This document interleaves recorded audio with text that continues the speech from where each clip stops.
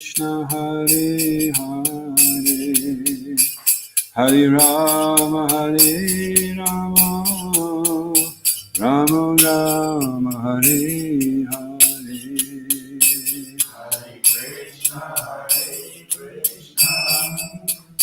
Krishna Krishna Hare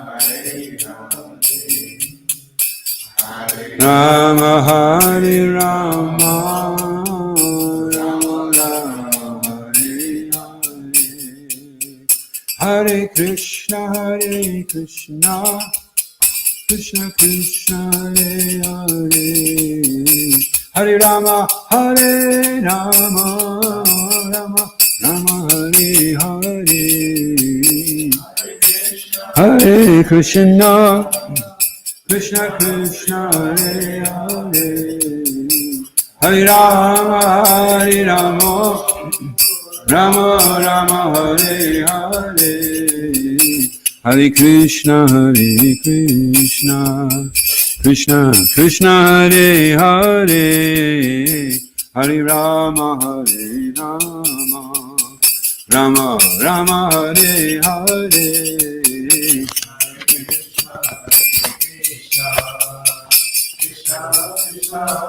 Hare Hare Rama Hare Rama Rama Rama Hare Hare Gurudev Gurudev Gurudev Jaya Jaya Gurudev Gurudev Jaya Jaya Prabhupada Prabhupada Prabhupada Jaya Prabhupada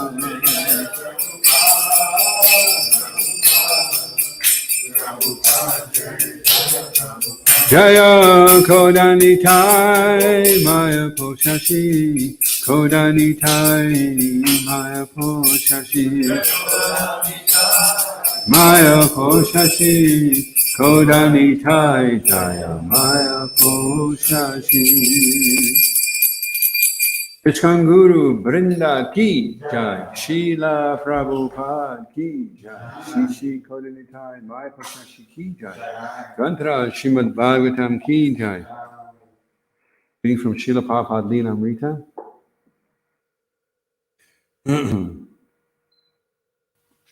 It's chapter entitled I have done my part.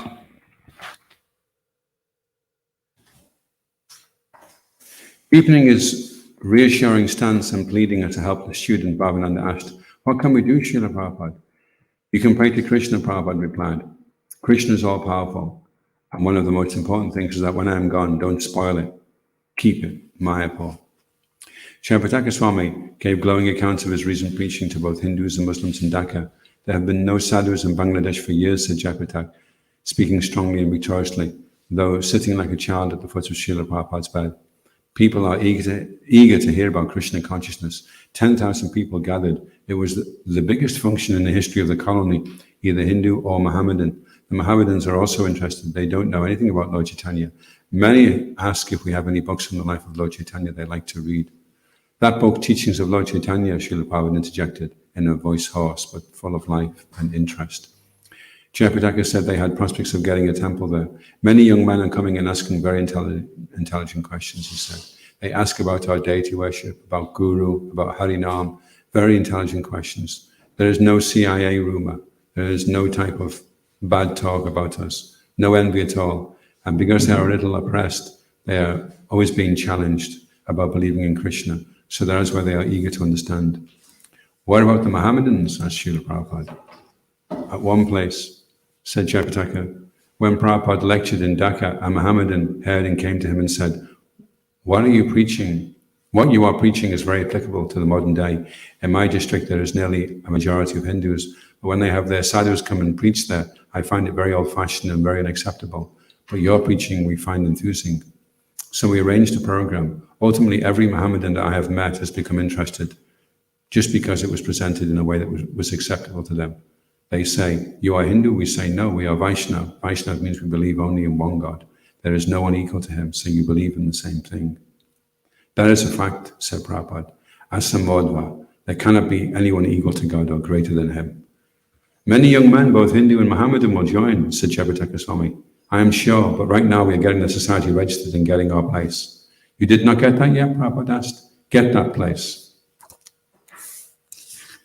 And get the society registered. Prabhupada added that Jayapataka should do everything very seriously. It is increasing, he added approvingly. Srila Prabhupada ki. Om Namo Bhagavate Vasudevaya. Om Namo Bhagavate Vasudevaya. Om Namo Bhagavate Vasudevaya. Reading from Srimad Bhagavatam. Shishiko Nitai Maya Pashashiki Jai, 5th canto. And the chapter is entitled The Forest of Material Enjoyment, and its text 38. So I'll run through that one. Etasmin samsara davani nana klesho pashaga vadita apana vipano yatra yastam tu havavataras tatra vishricha jatam upapadaya sochan muyan vivyad vivadan kradad samrishan gayan nayamana sadhu vrajati navatate dvapi yata arabda esha nara loka satta yam alvana param Upadishanti, responsibly please. Etasmin, on this samsara of material conditions, miserable conditions. Advani, path. Nana, various. Klesha, by miseries. Upashaga, by the troubles of material existence. Baditaha, disturbed. Apana, something having gained. Vipa annaha, sometimes having lost. Yatra, in which. Ya, who. Tam, him. Uha, bhava, or. Itara, someone else. Tatra, thereupon. Rishaja, giving up. Jatam, newly born. Upadhaya, accepting. Sochan, lamenting. Muyan, being illusioned. Vivyat, fearing. Vivadan, sometimes exclaiming loudly. Krandan, sometimes crying. Samhrishan, sometimes being pleased. Gayan, singing. Nayamana, being bound. Sadhuvajita, being away from saintly persons. Na, not. Eva, certainly. Avatate, achieves. Aja api, even until now. Yata, from whom. Arabata, commenced. Esha, this. Naraloka, of the material world. Sa'ata, the self-interested living entities. Yam, whom, the Supreme Personality of Godhead. Advana, of the path of material existence. Param, the other end. Upadishanti, saintly persons indicate. Translation.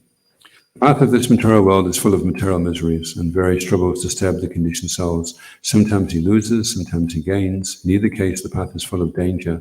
Sometimes the conditioned soul is separated from his father by death or other circumstances. Leaving him aside, he gradually becomes attached to others, such as his children. In this way, the conditioned soul is sometimes illusioned and afraid. Sometimes he cries loudly out of fear. Sometimes he is happy, maintaining his family. And sometimes he is overjoyed and sings melodiously. In this way, he becomes entangled and forgets his separation from the Supreme Personality of Godhead since time immemorial. Thus he traverses the dangerous path of material existence, and on this path he is not at all happy. Those who are self-realized simply take shelter of the Supreme Personality of Godhead in order to get out of this dangerous material existence. Without accepting the devotional path, one cannot get out of the clutches of material existence. The conclusion is that no one can be happy in material life. One must take to Krishna consciousness. So I'll read the purport. Srila Prabhupada ki jai. By thoroughly analyzing the materialistic way of life, any sane man can understand that there is not the least happiness in the material, in this world.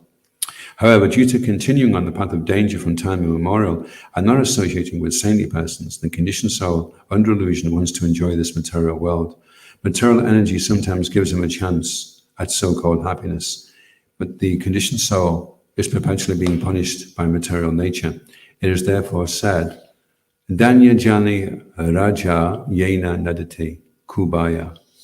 That's Chaitanya Charitamrita, Madhya Lila, chapter 20, text 118.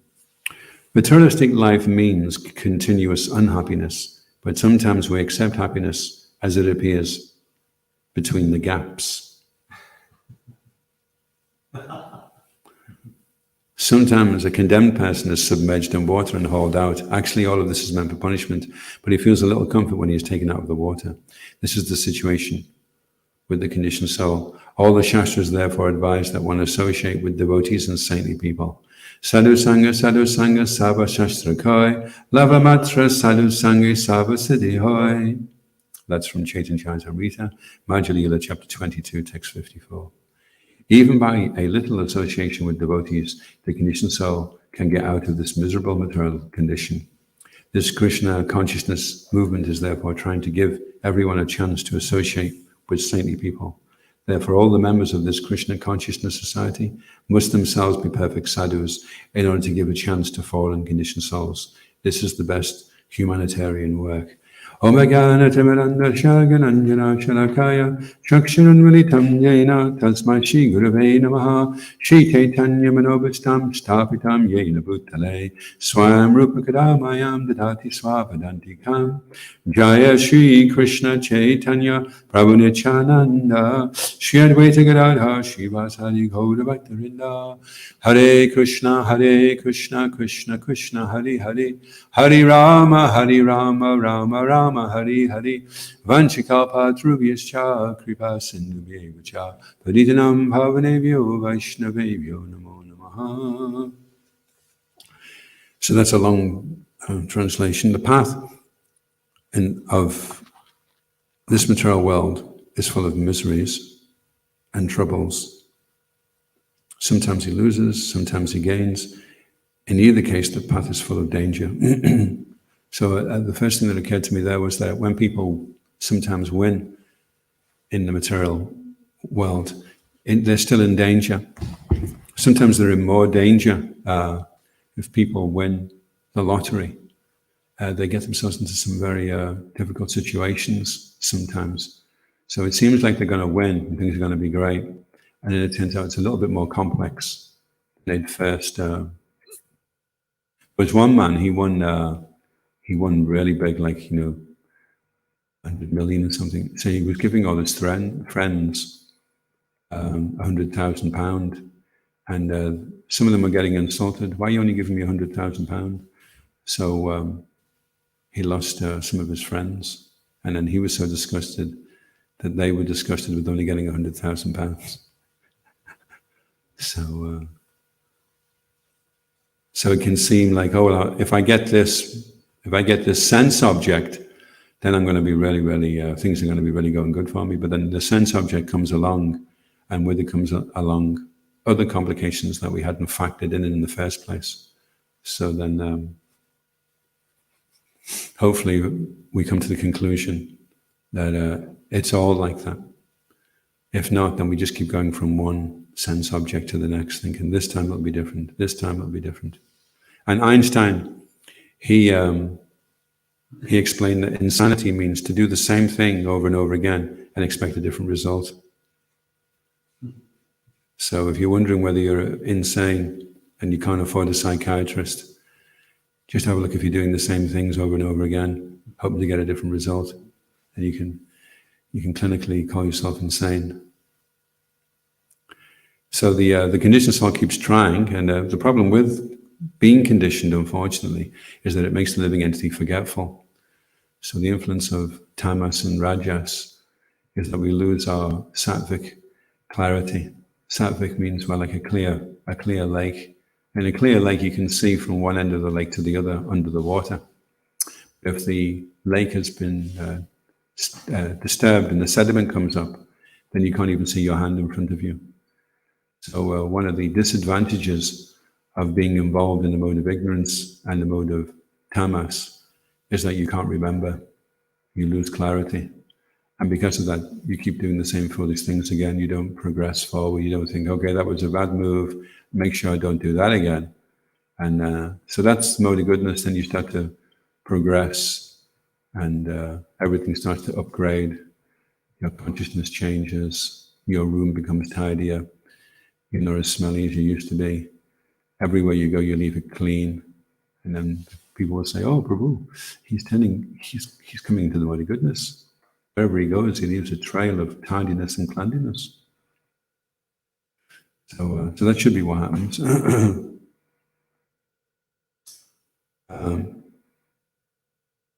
So sometimes it seems like he's going to gain, but still there's danger. So whether you gain or whether you lose, there's danger all the time. So it's not the solution to danger to think, well, I'll be free of danger once I gain some material acquisition, then I'll be okay. I'll be home and dry. It's an illusion. And then he's attached. His father dies. He's separated from his father. And so leaving him aside, he becomes attached to others, such as his children. Sometimes people think that one of their children has their father come back, and they transfer their attachment. Or they think, there was one lady, she thought that her cat was her father because of the way the cat would purr and waggle its tail. She'd say, my father used to do that. Not waggle his tail, but maybe waggle something anyway. No, another person, that's my neighbor, who thinks that his dog is his side. So they're not far away. So you just transfer the attachment rather than thinking, well, maybe this attachment thing isn't such a good idea because it's upsetting when what you get attached to. If you get attached to things that are going to be taken away from you, asat as opposed to sat. So why not get attached to something which doesn't get taken away from you? Why not get attached to the lotus feet of the Lord? And of course, we have to become conscious of the lotus feet of the Lord in the first place, to be attached to them. And that's the challenge. Can we do that? Can we invoke the presence of the Lord? Can we sense His presence when we're chanting and connect, develop an attachment to the Lord? That attachment, the duratyaya, the bad material energy, which is very difficult to overcome. If you're attached to Krishna's lotus feet, then He'll pick you up and He'll take you out of the modes of nature. So sometimes he cries out of fear. Sometimes he's happy, maintaining his family. And sometimes he's overjoyed and sings melodiously. So somebody could say, I'm not. I remember one time I was with a devotee in London, and he approached somebody and he said, sir, this book is all about how to get free from suffering. And the man said, well, I'm not suffering. I'm fine. I'm having a great time. I sing melodiously. My wife loves me. I love her. I've got beautiful children. And I've got loads of money. I'm totally happy. And this devotee was a new devotee. He said, excuse me for a second, sir. So the man was just standing there and he turned around to me and he says, he said, excuse me, sir, I'm a bit new at this. And then he came over to me and he says he's happy. What am I supposed to do? So that can be a hard way, trying to convince people that they're unhappy, because that's very confrontational, you know. And if they admit that, it's kind of like defeat, you know. So they're not going to admit that. They're not going to tell you that sometimes they cry because they're so unhappy. They don't even want to admit it to themselves because it means they've failed, you see.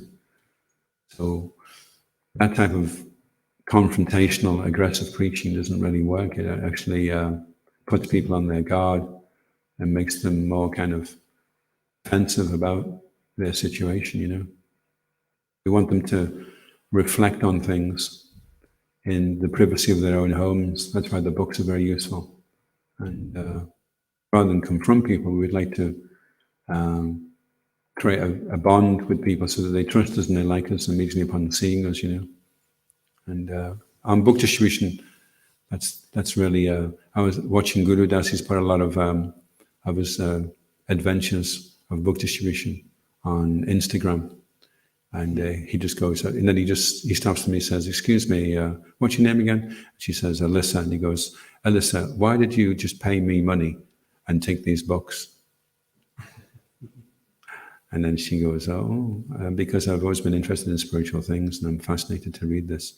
And he goes, "Okay, thank you very much." You know, so that's the secret of preaching. Actually, is to just attract people, and say, "Well, we know you're happy, sir. We can see that you're obviously a very happy man, very successful man, and you're very intelligent, and you have such an amazing pair of trousers you're wearing.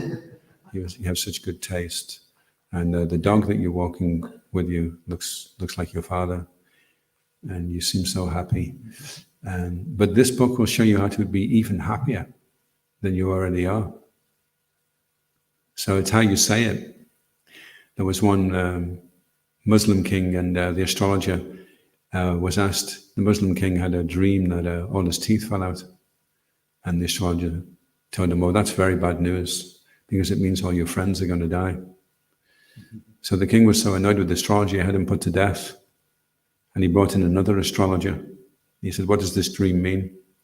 So the astrologer, he ran off to Chanakya Pandit, and he said, "If I tell him what it means, he'll put me to death." And Chanakya Pandit said, "Well, don't tell him it means all his friends are going to die. Tell him this dream is a very, very auspicious dream, because it shows that you'll live so long that you'll outlive everybody else." And the king said, "Oh, that's fantastic." And he gave him a prize.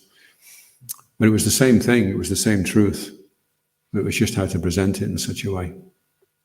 And that's the expertise of the preacher, to help spread Krishna consciousness. Srila Prabhupada says we should be very serious, we should be very strict in our practice of Krishna consciousness, and we should be very skillful at how we attract people to take up this path of devotional service. And then when they experience it for themselves, then they'll reflect back on how they were living, eating meat and staying up at all hours and smoking cigars and doing all kinds of things.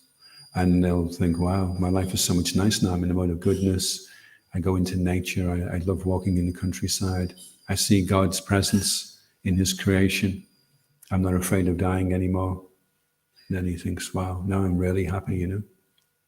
So that's something that he has to experience for himself. So sometimes he becomes entangled and he forgets his separation from the Supreme Personality of Godhead since time immemorial. So there's a beautiful quote, actually. And it says, "The conditioned soul is not aware of how much he is suffering until he remembers his relationship with the Lord." So that's why people don't think they are suffering, because they don't realize what they've lost. They just think they're fine, they're doing fine. I'm doing as well as him over there. And my car's bigger than his, and he looks happy, so I must be happier than him. And in that way, people deduce that they must be doing okay. Everything must be okay, at least relatively speaking. I'm doing as well, if not better, than most people around me. So I must be doing well. I must be successful in life.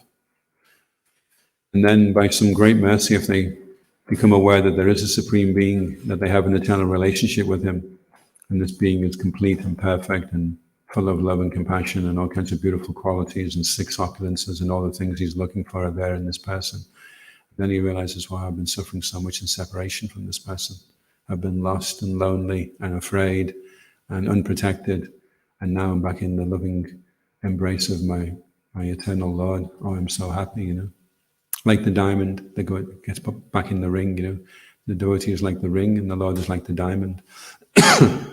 So then he becomes really happy because now he's rightly situated. And the diamond looks better and the ring looks better.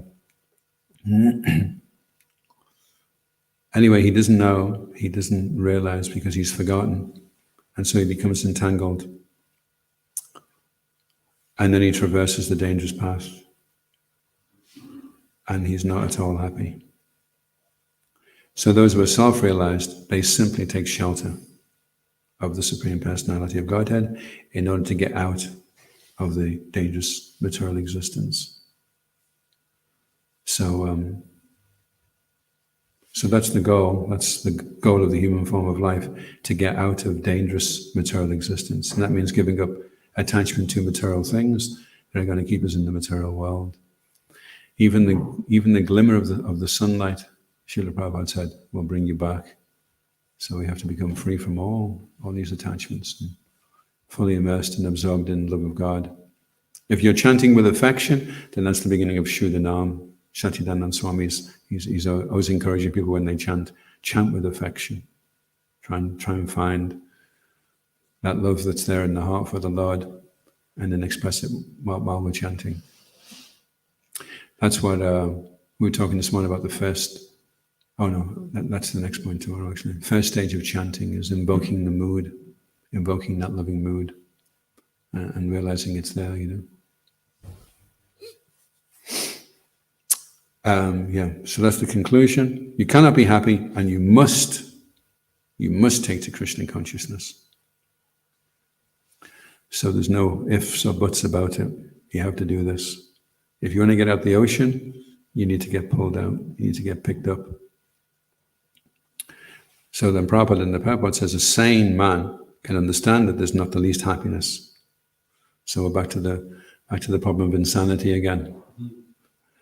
Is that if you're not able to see that, then it means to the degree that you're not, to that degree, you're insane. So due to continuing on the path of danger, imagine that. Imagine if I said, Felix, would you like to come out today? We're going to go on the path of danger. Are we too keen, is he? But that's what we're on. Due to not associating with saintly persons. Because of that, because he doesn't have that. So the real merit of associating with saintly persons is you become free from the enjoying spirit. You decide, I don't want to enjoy the material world any longer. And I remember the first time I met a devotee in Manchester, and I said to him, should we go down to the pub tonight and see if we can find some girlfriends? And he said, oh, she's miserable. And I looked at him, I was like, you're not supposed to say that. You're supposed to, that's what you're supposed to do, isn't it? He says, oh no, it'll be miserable. And it was like the boy standing up and saying to everyone, the king is naked. And it was like, it's a fact actually, it is going to be miserable. If their boyfriends turn up, they've got somebody else and we get beaten up, or all kinds of things could happen, So I'm going to try and do something dangerous here. And it's not going to bring happiness. So that's what association of saintly persons does. It makes people wake up and realize, yeah, it's a fact. It's going to be miserable.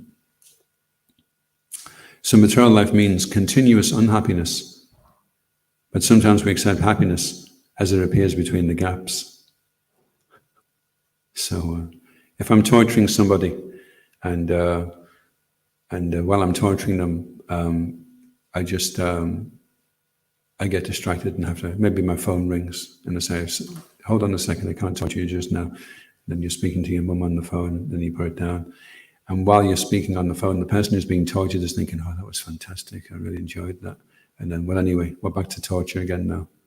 And the person's thinking, I can't wait till this phone rings again, it's going to be so nice. So that's what material life is, Can't wait to get my holiday. I can't wait to get drunk on Saturday night. But the fact is, they're suffering, and these are just little gaps, little forms of relief. And the only reason they seem like it's pleasure is because it's a relief from all the suffering. But if you were just 24/7 going down the pub or just drinking, it wouldn't be very happy. It's only happy because it's a relief from suffering. But in itself, that activity is not really very ananda, very blissful. It's only blissful because it's taking your mind off the pain for a little while. But it's actually all meant for punishment. Isn't that amazing? We're being punished. Like the man who's taking out the water, he feels a little relief, and then he gets dunked. So sadhu sangha, sava, shastra koi, lava matra. Lava matra means just a very short amount of time, doesn't it? Lava matra. I think it's a twelfth of a second. So even the 12th of a second is Sabha Siddhi. It is all perfection. Even a little association can get out of this material condition, miserable material condition. And Krishna consciousness movement is therefore trying to give everyone a chance to associate with saintly people. Therefore, all the members of this Krishna consciousness society must themselves be perfect sadhus in order to give a chance to fallen conditioned souls. This is the best humanitarian work. So you could say, well, I don't really need to, I'm here now, I've got my dhoti on, I've got a seeker, I'm doing fine. But Prabhupada's saying, you have to become perfect because you want to give a chance to other fallen souls. So you don't want to put other people off. You see, people are going to look at you and you're going to show them that this works, This is an amazing medicine I'm taking. So you take the amazing medicine and then you start coughing and rolling on the floor and convulsing. And people think, well, I don't think I want to take that, Like when you're giving somebody a book and you say, this book's all about how to be happy. And you look really miserable because you don't want to be doing it. You want to be back at the temple eating halava instead. So then they think, okay, well, either he's not read the book himself, or if he has read the book, then it obviously doesn't work. So we have to show people that it works by being very happy ourselves, very fulfilled, very satisfied, very peaceful, very free of fear, very confident, very fluent, very articulate, very clean, very tidy. Just a very, very nice person to be in the association of. And then people start thinking, I'd like to be like this person. I wonder what you have to do to be like this. And then that's where devotional service begins, the association, even lava matra, even a fraction. There was a story actually of Jayananda Prabhu, Shishikodutai Makushashi Kijai, and he used to go down to get the visas for the devotees to go to India, and the lady that dealt with them was very rude, and nobody liked her. But Jayananda, so they used to send Jayananda to do it, so he would do it anyway. Anyway, one day, after Jayananda Prabhu had left his body, another devotee went down that year for the visas, and this woman who was really quite a kind of rude, ignorant person, she goes, "Oh, where's the other one?" And they said, "Oh, sorry, didn't you hear? He died of leukemia," and she burst into tears. So that was just a lava matra. Just a fraction of association with a sadhu. And that's the effect that it has on people's hearts. Any questions or comments?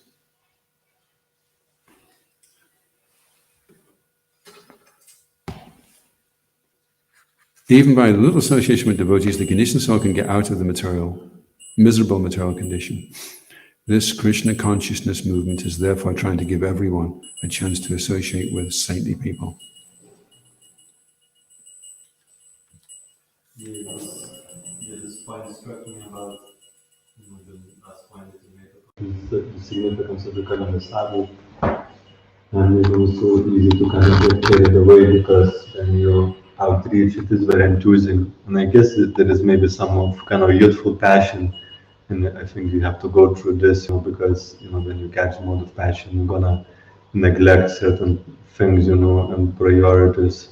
But you have to catch yourself at some point, and actually when that passion is burnt out, you either could at that time go down and become frustrated, etc., or you actually have to get into the depth of Krishna consciousness. Yeah, it's really very important to kind of make a timely transition into really getting into this program of sadhu, and it's very enthusing as well. It kind of gives you purpose after you distributed 1 billion books or whatever. Yeah. There's a great book by Sri Ramaraj Sankalpa, and he's talking there about the nature of devotion. Is that it's always leading to another stage and another stage and another stage. So there's never any point where you put your feet up and, oh, correct it now. That's it now. I'm a pure devotee. So I'm just going to float around everywhere and nothing, no modes of nature can touch me. Maya can't touch me. And I'm 100% invincible to the material energy. So now I can just take it easy. But it's the nature of devotional service. The dynamic is that whatever level that you're on, you have to be aware of where you're at, and you have to be aware of what the next step is to take, and not become tricked into taking a step back, thinking, oh, I'm going to retire now. I've done my bit. One devotee said to me, I've made $1 million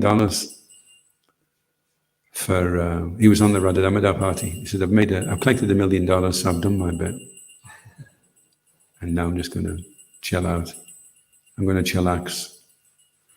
But that's just one stage, but it's not the, and even when you become Prema Bhakta and you develop pure love for Krishna, even that's increasing. That's if you read the prayers by Raghunath Das Goswami, he's praying to gain the association of Srimati Radharani and her service. It's not that he's thinking I'm eternally this person and therefore I'm okay. He's begging for it, and that just increases more and more. We become more and more keen and eager for the mercy and for the privilege to render devotional service. So, it's an ongoing process, continually increasing and upgrading. And sometimes that can be there. It's called niyamagraha. Niyamagraha is that you give something up prematurely, or you take up something prematurely. So niyamagraha means you understand where you are and what your next step is. Am I at the stage of anartha-nivritti? Am I at the stage of nishta? Am I at the stage of ruchi? Am I at the stage of ashakti? So these things need to be clearly understood. Sambandha means knowing all the components, and abhidaya means implementation. So if you decide you're going to make a cake, and you run into the kitchen and someone says, have you got the recipe for the cake? And you say, no, don't worry about it. Oh, we haven't got time for recipes now. We've got to get this cake made, Get the oven on. Give me a bowl. Well, what amount of? Never mind, just throw anything in. Grab that, stick that in it. That'll be good. Put that in as well. That looks tasty. Why don't we that in? Okay, now stick it in the oven. Well, it's not going to be a cake, is it? When it comes out, it'll be like a kind of deformed pancake or something. A monstrosity will come crawling out of the oven an hour later. It is actually a very important verse. I think it's Rupa Goswami says in devotion, he says that devotional service that is without reference to Vedic literature, and Bhakti Shastras, it creates a disturbance in society of devotees. It's very significant to, even if no matter how long you've been in a movement, is actually to keep sharpen your understanding and application.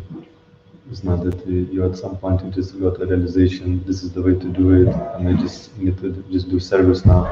Actually, then so Sankalpa Kaumudi, Shivam Swami says again and again and again, you cannot achieve Krishna Prema just by doing service and without understanding Sambandha. And I just, that I read it 10 years ago and I know Sambandha, I'm fine. You have to continually reviving it and refining it and make it more subtle and deeper. It's interesting, I was chanting this song, I was thinking, unless you have Sambandha, then you won't know what prayojana is. So you'll be chanting and you'll be thinking, oh, very blissful. You're trying to chant to get some bliss out of it. So it's not really got anything to do with pleasing Krishna. The holy name's like a rag, and you're ringing it to try and get a drop of nectar out of it. Hare Krishna.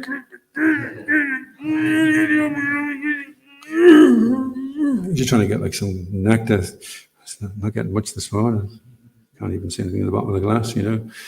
So you're trying to squeeze out. You've come to the holy name with your agenda. Make me blissful, free me from sinful reactions. I want to float 3 inches off the ground. I'd like 4 arms actually, because I want to take up tennis, and make me go a bit bluish as well, and make that Mataji fall in love with me, and I'd like an extra £3,000 a week. And I think that'll be it for now. Yeah, thank you, Hare Krishna. It doesn't seem to be working. So that's when you don't have sambandha. You don't know. The goal is to feel totally helpless and dependent and completely overwhelmed with affection and gratitude and appreciation for Krishna. So you may not be tuning in the right way. And if you don't tune in and you don't have all the dials correctly, then you don't get the pure name, you don't get the Shuddha Nam. You get well, actually, Bhaktisiddhanta Saraswati Thakur, he said it's like a capsule full of poison. And it looks like the same pill as the capsule that's full of nectar. So they look the same. Hare Krishna, Krishna Krishna, Hare Hare, Hare Rama, Rama Rama, Hare Hare. They sound the same. They feel the same. Well, they may not feel the same. But it's the same words. It's the same names. One's full of poison and one's full of nectar. And it just depends how much knowledge you have, how much understanding, how much faith, how much sambandha, so that you can put it into practice. And then you'll be looking out for the prayojana. When am I going to start feeling really humble? When am I really going to want to start serving the devotees? When will I see everybody else is better than me? When's that day going to come? That's what I want. I want that day when I feel so fortunate to be in the association of devotees, and I feel the devotees are so elevated. A bit like when we first came to Krishna consciousness, actually. You get a glimpse of what it's like. Because when you first come to Krishna consciousness, if someone's been peeling potatoes for 3 months, you think it's an incarnation of Lord Brahma. If he's been doing Sankirtan for 2 years, he must be a self-realized soul, you know. And maybe that is a little bit over-exaggerated, but for us, it's really, really good for our bhakti. We're very enthused. Everything has so much taste, and we're really, really excited to do anything. And later on, that's something you'll have to fight to regain or stay established, is that appreciation. Because Maya will try and take it away. Tristaya svabhava janatir vapasasta dosha naprakritata miha bhakta janajipaji ganganga samna kalabud buddhafena pankya brahmadravatam abhagachati niradamai. The pure devotee is like the Ganges.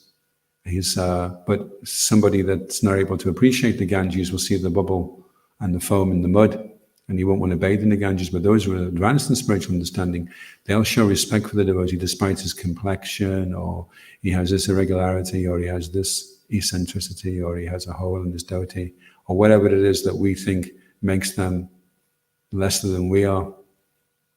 So Rupa Goswami's warning to avoid that.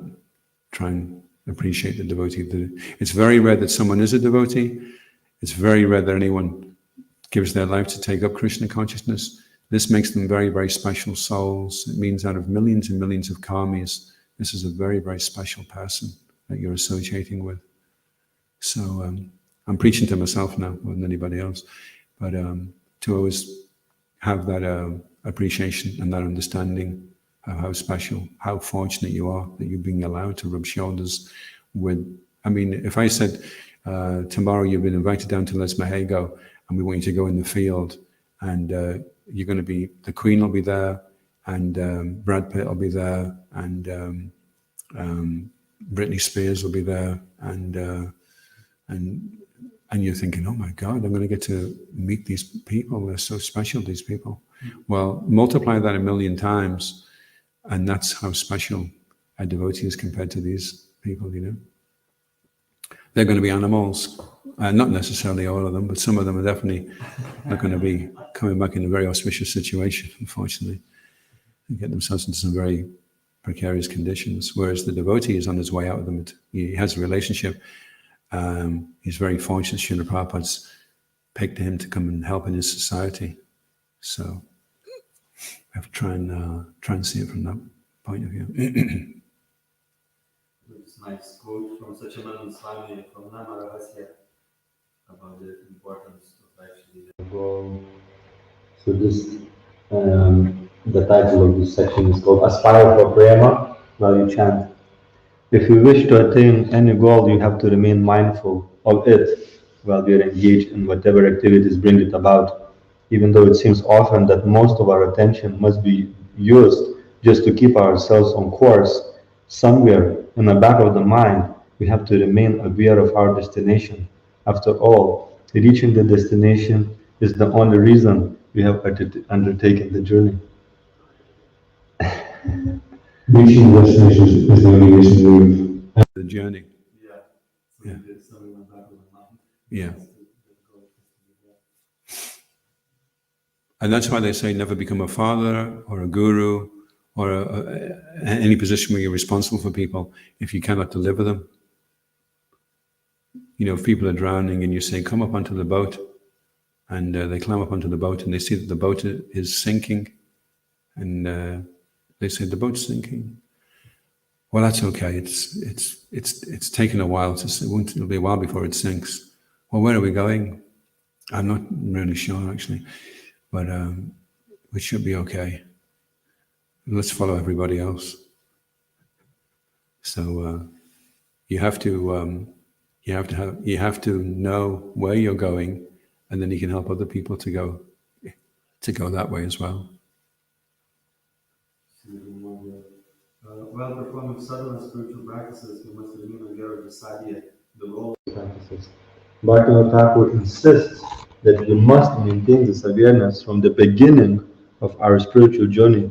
This is a quote now from Bhaktivinoda Thakur. From the very beginning of this practice, the devotee must adopt this concentrated attention, and he should be very careful not to give it up because of distraction or inattention. Yeah. Inattention is also called pramada. Everything is condensed in our chant very nicely. You put your bead bag on and you go to chant, then what's going to happen for the rest of the day is going to be an expansion of what's happened in that hour and 3/4 that we get to chant. So the rest of the day will influence how we chant, and how we chant will influence the rest of the day. They both kind of affect each other. So when the bead bag goes on, before the bead bag goes on, actually, because the mind is quite dull. I don't know if you've noticed. I've noticed my mind is. It's very dull. So if you decide to chant a lot of rounds one day, I'm going to get up early in the morning. I'm going to do 64 rounds. So you're chanting Hare Krishna, Hare Krishna. And after about 3 hours, the mind says, what are we doing? And you say, well, we're trying to chant Hare Krishna, actually. And then the mind says, oh, I was wondering what the noise was. And then the mind says, do you mind if I do it as well? So I was hoping you would, yeah. And then so, if you ever try, you'll find it takes a long time before you get in the groove. And then suddenly the mind says, okay, I can do this. Hare Krishna, Hare Krishna. And then the mind starts chanting with you, and suddenly you're not dragging it along. It actually just wants to do it, you know. So we need very strong sankalpa. Very clearly defined. What is it we're doing now? What is the goal? What do we need to avoid? What have I been doing that's been compromising this? How do I get the maximum out of this? How do I get absorbed? You know, that has to all be very, very clearly smoothed out and delineated so that we know exactly what we're doing, you know. It has to be very, very... Srila Prabhupada said that Krishna consciousness means clear consciousness, and Maya means hazy consciousness, What are you doing? I don't. I'm not really. I don't. I'm not sure. Well, what are you supposed to be doing? I think I was gonna, but I forgot to. I think I'm gonna. But I wasn't sure if I should. But what are you gonna do? Well, I'm gonna. I don't really. Well, I was thinking. That's what mine is. It's all hazy. It's not clear. So it's like being in the army, Krishna consciousness, because we're at war with Maya. Attention! Chant the holy name, Hare Krishna! Focus! Get enthusiastic, get up that hill fast! Where's that smile? Get that smile on your face! Smile! Look blissful! Attention! Hare Krishna, Hare. She considered it's a march. It's a movement, you see. Movement. A movement means there's action. People aren't just lying around on the floor. Are you in the movement? No, I'm in the static. I'm in the static position. I'm not in the movement. If you're in the movement, then you're marching in time. And if you march in time, you can break a bridge. Actually, that's how they would do it. Sometimes the soldiers would get onto a bridge, and they'd all march on the bridge at the same time, and eventually it breaks the bridge so that the enemy couldn't get across to attack them. So you can break if you get in time with the movement, then you can break all the bridges of Maya, leave it behind once and for all. If you're not doing it enthusiastically, then it's not devotional service. I'm just going to sing Hare Krishna, Hare Krishna. I don't feel very blissful though. It has to be done joyfully, or it's not devotional service. It'll put everyone off, and it'll put you off as well. So it has to be utsahan. And then it has to be prolonged enthusiasm as well. That's why there has to be patience. You can't just be enthusiastic for 5 minutes and think, well, where's the bliss? I was fired up for about 5 minutes, 5 minutes and 32 seconds, actually, I was fired up. But I didn't feel very blissful, so I'm giving that up. It's got to be sustained enthusiasm. That's the challenge. Can you sustain the enthusiasm? Day after day, month after month, year after year, decade after decade. Can you sustain it? Like a fire, can you sustain the fire?